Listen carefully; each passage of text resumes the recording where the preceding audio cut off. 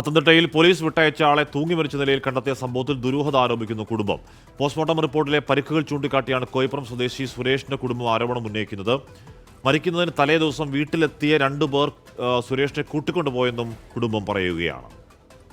കഞ്ചാവ് ബിസിനസ് ഉണ്ടെന്ന് പറഞ്ഞുകൊണ്ടാണ് കോയിപ്പുറം പോലീസുകാർ പിടിക്കുന്നത്.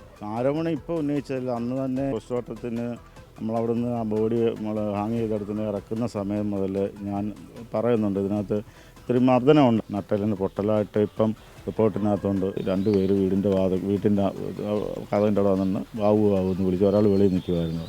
വിളിച്ചിട്ട് ഇവനെ എന്തോന്ന് വിളി കേട്ട് കഴിഞ്ഞിട്ട് വരാൻ പറഞ്ഞു. കഞ്ചാവ് വീട് വലിച്ചതിന് പിടിയിലായ സുരേഷിനെ പോലീസ് വിട്ടയച്ച 6ാം ദിവസമാണ് തൂങ്ങി മരിച്ച നിലയിൽ കണ്ടെത്തിയത്. മാർച്ച് 22-നാണ് സുരേഷിനെ തൂങ്ങി മരിച്ച നിലയിൽ കണ്ടെത്തിയത്. AV ജയശങ്കർ ആ വാർത്തകൾ ചേരുന്നു. ജയശങ്കർ, വാരിയലിനൊക്കെ വലിയ പൊട്ടൽ എന്നൊക്കെ പറയുമ്പോൾ കുടുംബം അത് ആത്മഹത്യയല്ല, ഒരു കൊലപാതകമാണ് എന്ന് തന്നെ സംശയിക്കുകയാണോ?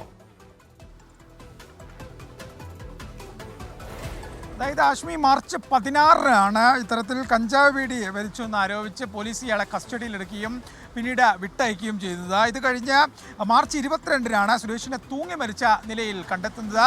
ഈ സംഭവത്തിന് പിന്നാലെയാണ് ഇപ്പോൾ കുടുംബം, സഹോദരൻ ഗുരുതരമായ ആക്ഷേപങ്ങളുമായി രംഗത്ത് വരുന്നത്. പോലീസ് കസ്റ്റഡിയിലെടുത്തതിന് ശേഷം മർദ്ദിച്ചു, ശരീരത്തിൽ മർദ്ദനത്തിൻ്റെ പാടുകളുണ്ടായിരുന്നു, നട്ടലിനുൾപ്പെടെ പ്രശ്നമുണ്ടെന്ന് പോസ്റ്റ്മോർട്ടം റിപ്പോർട്ടിൽ പറയുന്നു എന്നാണ് സഹോദരൻ ഇപ്പോൾ ആരോപണം ഉന്നയിക്കുന്നത്. പോലീസിനെതിരെ ആരോപണമുണ്ട്. ഒപ്പം തന്നെ ഇദ്ദേഹത്തെ കഞ്ചാവ് ബീഡി വലിച്ചതുമായി ബന്ധപ്പെട്ട് ഇദ്ദേഹത്തിൻ്റെ കയ്യിൽ ബീഡി ഉണ്ടായിരുന്നില്ല, കള്ളക്കേസിൽ കുടിക്കുന്ന ഒരു ആക്ഷേപം, ആ സംഭവത്തിലും അന്വേഷണം വേണം, ദുരൂഹതയുണ്ടെന്ന് ആരോപിക്കുന്നു. ഒപ്പം തന്നെ മറ്റൊരു ആക്ഷേപം കൂടിയുണ്ട്.